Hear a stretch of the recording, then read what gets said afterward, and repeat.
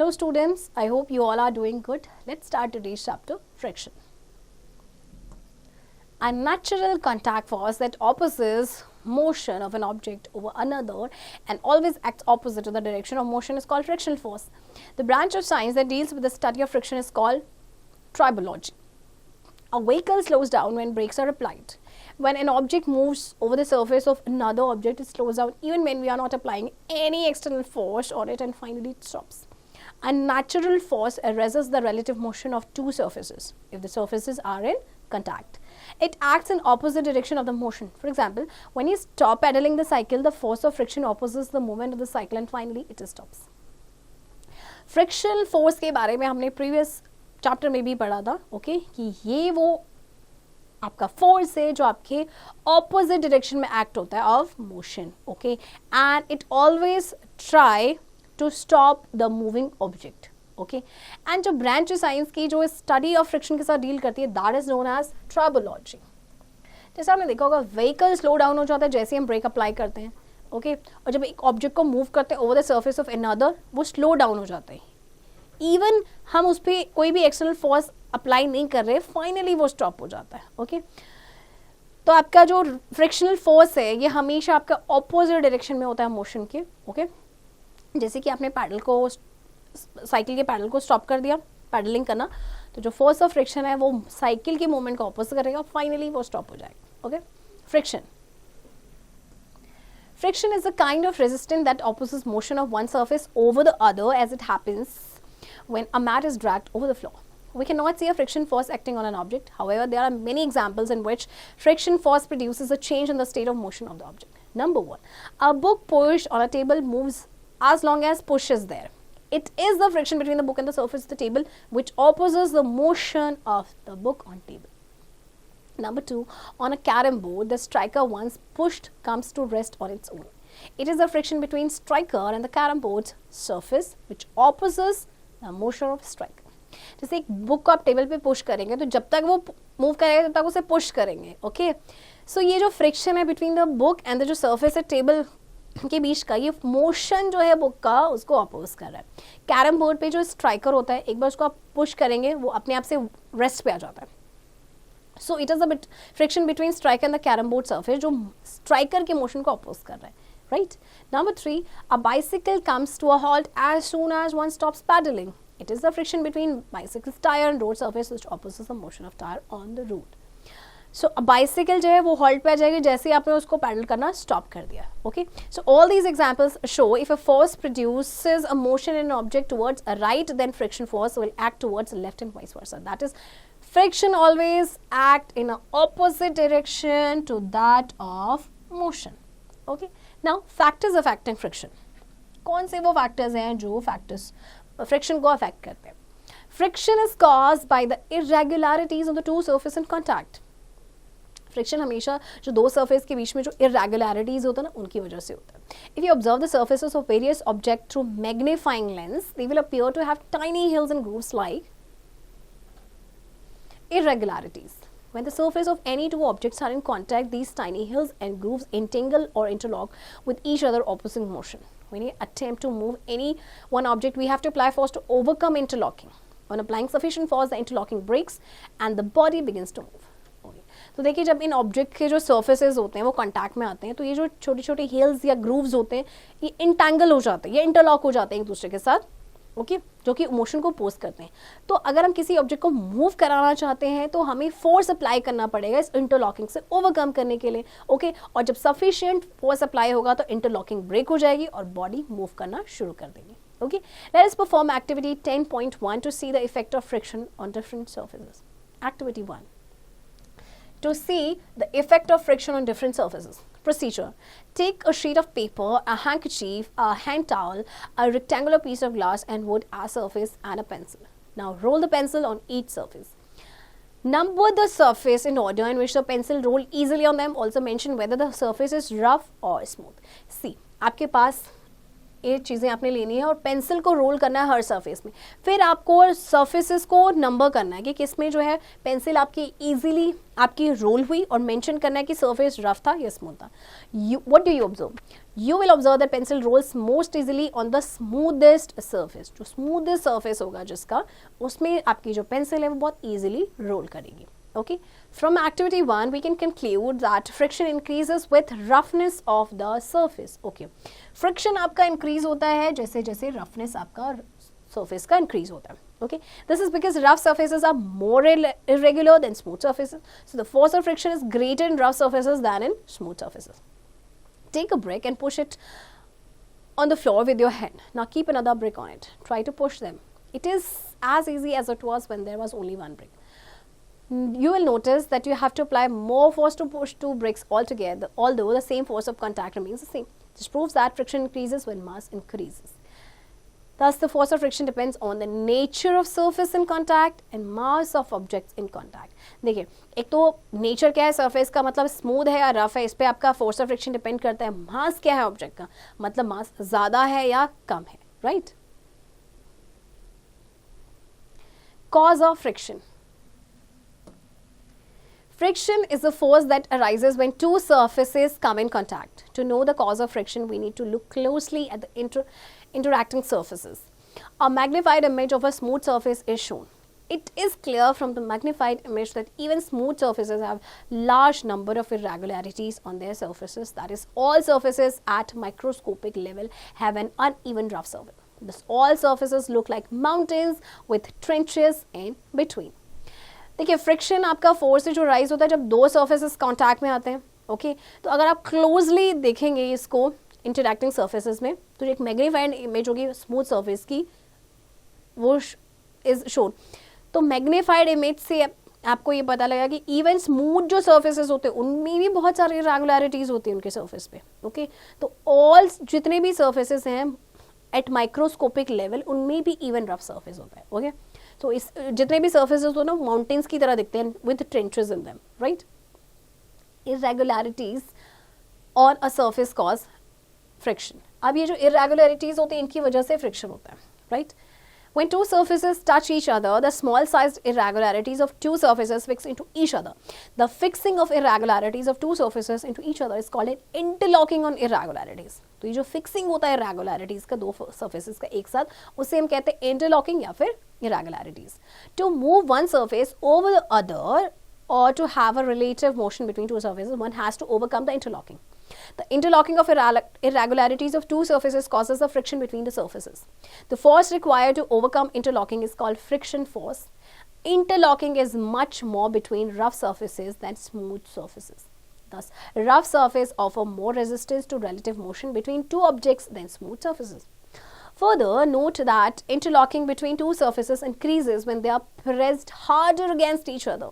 A strong interlocking between two hard pressed surfaces is shown in the figure below. देखिए, अगर आपको एक surface को मूव कराना है दूसरे पे, ओके, तो एक को अपने इंटरलॉकिंग से ओवरकम करना पड़ेगा। तो जो इंटरलॉकिंग होती है इरेगुलरिटीज की दो सरफेसेस की, उसकी वजह से आपका फ्रिक्शन होता है बिटवीन सरफेसेस। ओके, अब देखिए, जो इंटरलॉकिंग होती है दो सरफेसेस के बीच में, वो इंक्रीज हो जाती है अगर आप उनको हार्डर प्रेस करेंगे तो। ओके, जैसे कि आप इस पिक्चर में देख सकते हैं, the strong interlocking of irregularities, इनके बीच में वेट, इनको हार्ड प्रेस किया गया। You must have experience that it is easier to pull a thick dry jute mat than water sprinkled wet mat. It is because wet mat is heavier and causes strong interlocking between mat and ground. Okay, तो देखिए जैसे कि आपकी jute mat है, thick dry है, आप उसको easily पुल कर पाएंगे, लेकिन अगर उसके ऊपर वाटर स्प्रिंकल है तो थोड़ा सा मुश्किल हो जाता है क्योंकि उसका वेट बढ़ गया है, हैवी हो गया है. ओके, तो जिसकी वजह से स्ट्रॉन्ग इंटरलॉकिंग हो जाएगी मैट और ग्राउंड के बीच में. We can now conclude that friction between two surfaces depend upon following factors. Number one, nature of the surface in contact, and number two, pressure on the surface in contact. Okay, know the fact.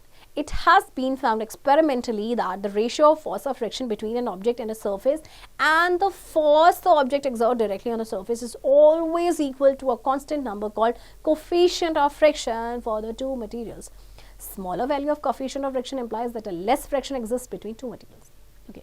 अच्छा, experimentally ये find किया गया है कि जो ratio है ना force of friction तो दो ऑब्जेक्ट के बीच, किसी भी ऑब्जेक्ट के बीच में, सरफेस के बीच में होता है। एंड जो फोर्स ऑब्जेक्ट एक्सर्ट कर रहा है डायरेक्टली ऑन द सरफेस, वो हमेशा आपका इक्वल होगा एक कांस्टेंट नंबर, जिसे हम कहते हैं कोफिशिएंट ऑफ फ्रिक्शन, उन दो मटेरियल्स का। ओके, स्मॉलर कोफिशिएंट वैल्यू है अगर फ्रिक्शन की, तो वो ये शो करता है कि लेस फ्रिक्शन आपका एग्जिस्ट करता है उन दो मटेरियल्स के बीच में, right. Now types of friction, there are three types of frictions, namely static friction, sliding friction and rolling friction. Let us study about them. Static friction. When force is applied on a body, the frictional force resists its movement.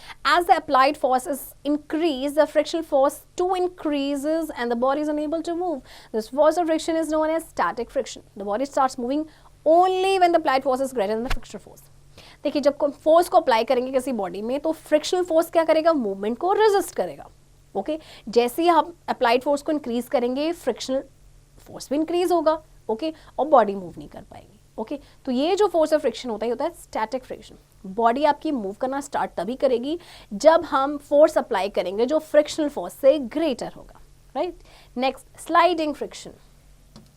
The frictional force between two surfaces in contact when they slide upon each other with a uniform speed is known as sliding friction. It is also known as kinetic friction. तो sliding friction को kinetic friction भी कहा जाता है, right? Next is rolling friction. The frictional force between two surfaces in contact when one of them is rolling on the other is known as rolling friction. Sliding on object is more difficult than rolling it. Therefore, rolling friction is smaller than sliding friction. To reduce friction, ball bearings are used in all machines. In ball bearings, the axle rotates on the balls and there is no sliding. Ball bearings change the sliding friction into rolling friction. देखिए, जब भी frictional force है आपके दो surfaces के बीच में, तो उनमें अगर एक रोल कर रहा है दूसरे पे, तो उसे हम कहेंगे रोलिंग फ्रिक्शन। रोल करना चीज़ों को काफ़ी आसान होता है कंपैरेटिवली उनको स्लाइड करने के लिए, इसीलिए आपका जो रोलिंग फ्रिक्शन है वो आपका क्या होता है, स्मॉलर होता है स्लाइडिंग फ्रिक्शन से। फ्रिक्शन को रिड्यूस करने के लिए बॉल बेयरिंग्स का यूज़ किया जाता है मशीन्स में। Okay, activity 2, to observe that rolling friction is less or smaller than sliding friction. Procedure, follow the steps given below. Take a wooden box and attach a hook to it. On the other side of the hook, attach a spring balance to mark the reading of the pull. Pull the wooden block towards you and note down the reading. Now attach the wheels on either side of the wooden block. Again, pull the spring balance gently towards you as shown in the figure given below. Note the reading on the spring balance. Compare it with the reading taken earlier.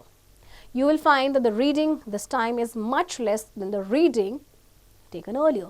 This proves that rolling friction is less or smaller than sliding friction.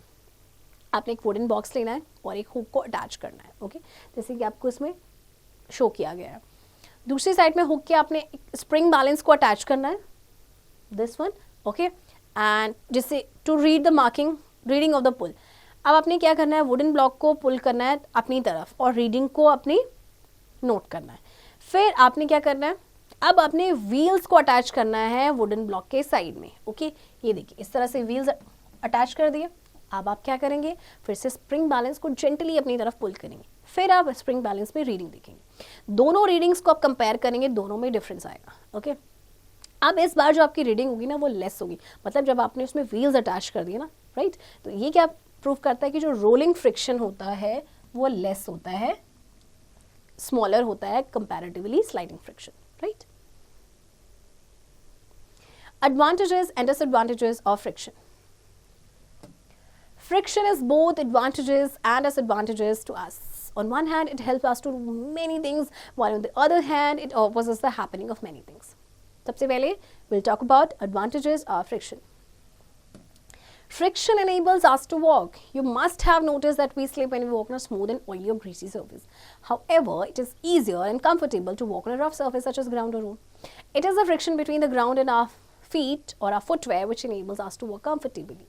Friction enables us to write. We can write using a pen or pencil or a chalk only because of friction between these objects and the surface on which we write. Due to friction, ink spreads and sticks on paper. Similarly, chalk particles break down, stick on the blackboard due to friction with the blackboard surface. However, one finds it difficult to write on a glossy paper because it offers much less friction to the ink. See, हम चल पाते हैं वो किसकी वजह से, because of friction, right जैसे कि आपने देखा होगा स्मूथ सरफेस पे चलना थोड़ा सा अनकंफर्टेबल होता है, ऑयली या ग्रीसी सरफेस पे चलना अनकंफर्टेबल होता है.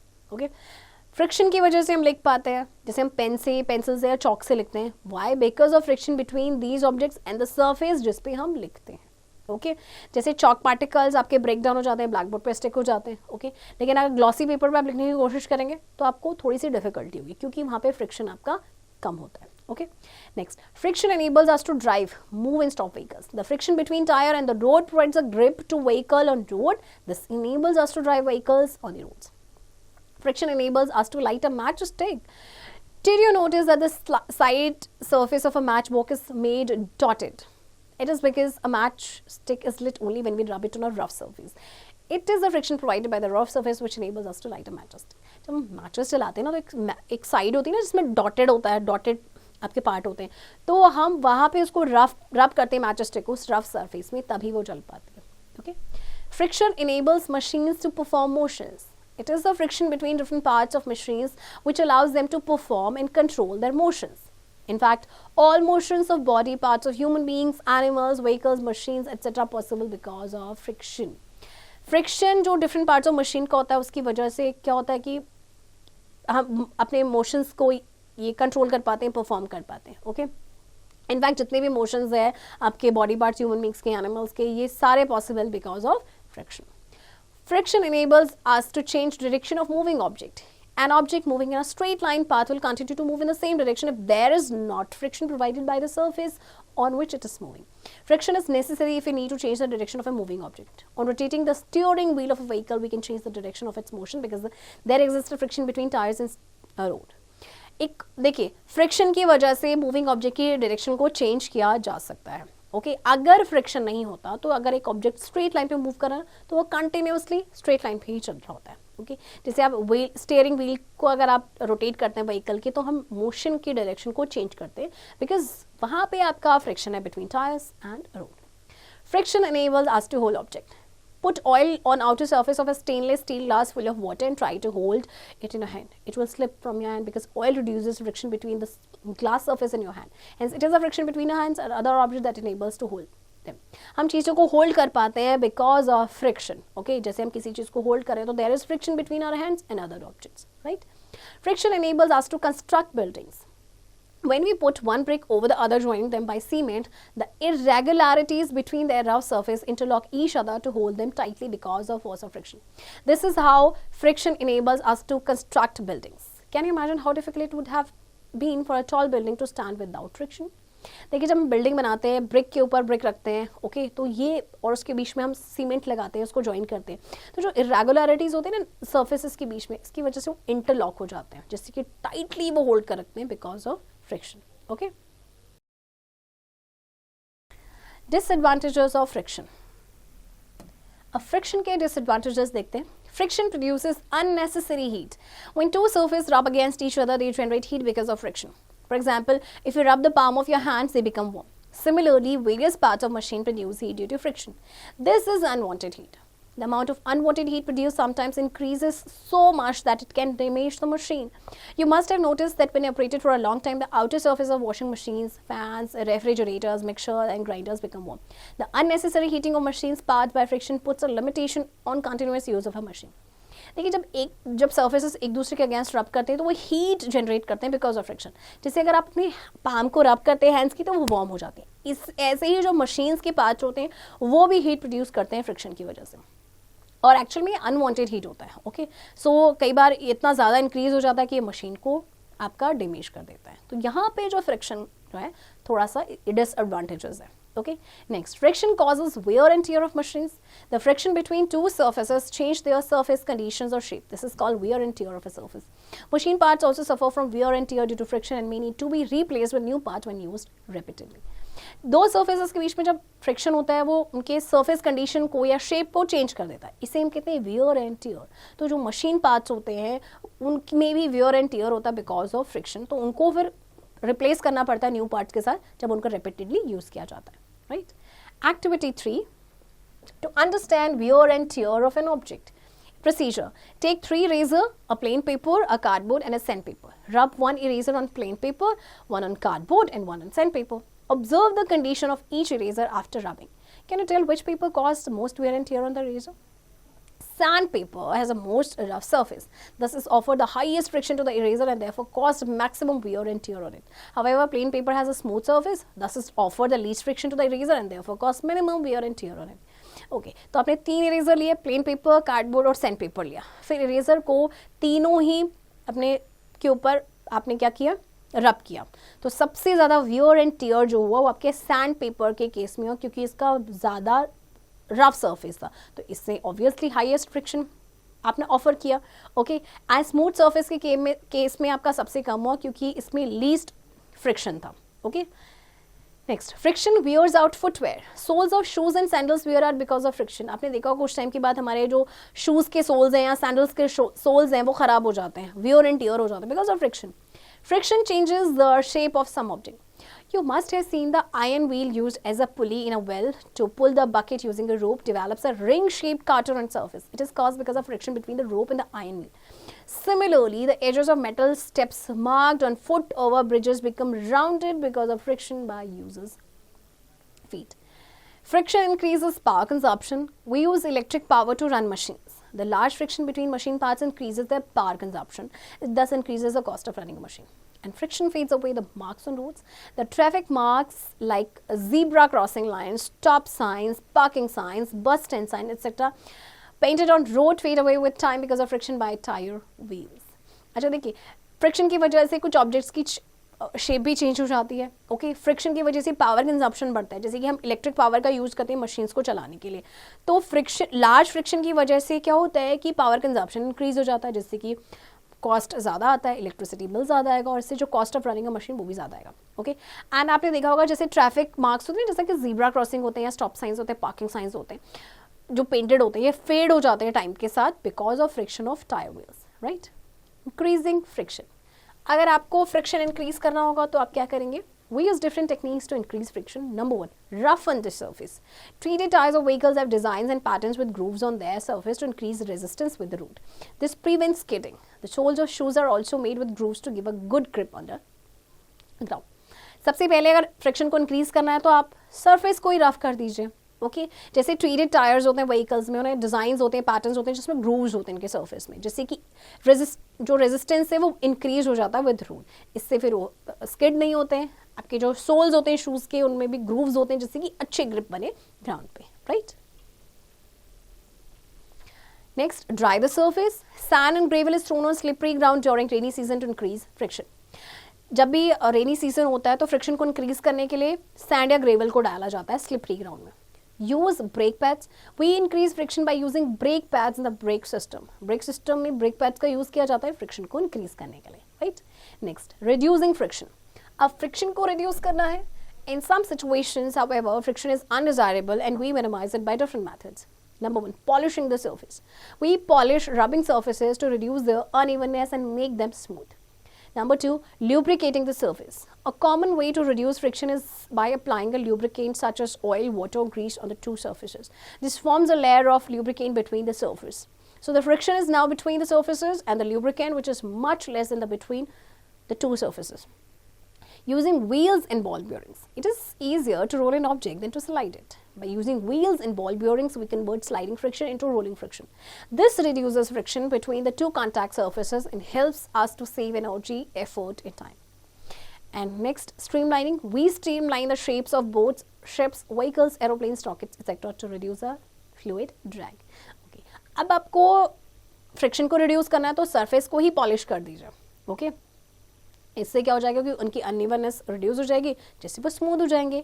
सरफेस को ल्यूब्रिकेट करना, ओके जैसे कि ऑयल का यूज़ करना या ग्रीस का यूज़ करना दो सरफेसेस के बीच में, इससे एक लेयर बन जाती है एक ल्यूब्रिकेंट की बिटवीन द सर्फेसेस. तो अब फ्रिक्शन जो होगा सर्फेसेस के बीच में एंड ल्यूब्रिकेंट के बीच में ये आपका लेस हो जाएगा. ओके बॉल बियरिंग्स का यूज़ करना, जैसे कि आपको पता है कि हमने पहले भी पढ़ा था कि किसी भी ऑब्जेक्ट को रोल करना बहुत ही आसान होता है बजाय उसके स्लाइड करना. तो व्हील्स और बॉल बेयरिंग्स का यूज़ करके हम स्लाइडिंग फ्रिक्शन को रोलिंग फ्रिक्शन में कन्वर्ट करते हैं. ओके एंड शेप्स आपने देखी होगी बोट्स की या शिप्स की या एरोप्लेन्स की, रॉकेट्स की, वो स्ट्रीमलाइंड होती है. स्ट्रीमलाइन क्यों होती है? To reduce the fluid drag. Right students, I hope आपको ये चैप्टर समझ आया होगा. एंड चैप्टर की प्रैक्टिस अब आप खुद से करेंगे.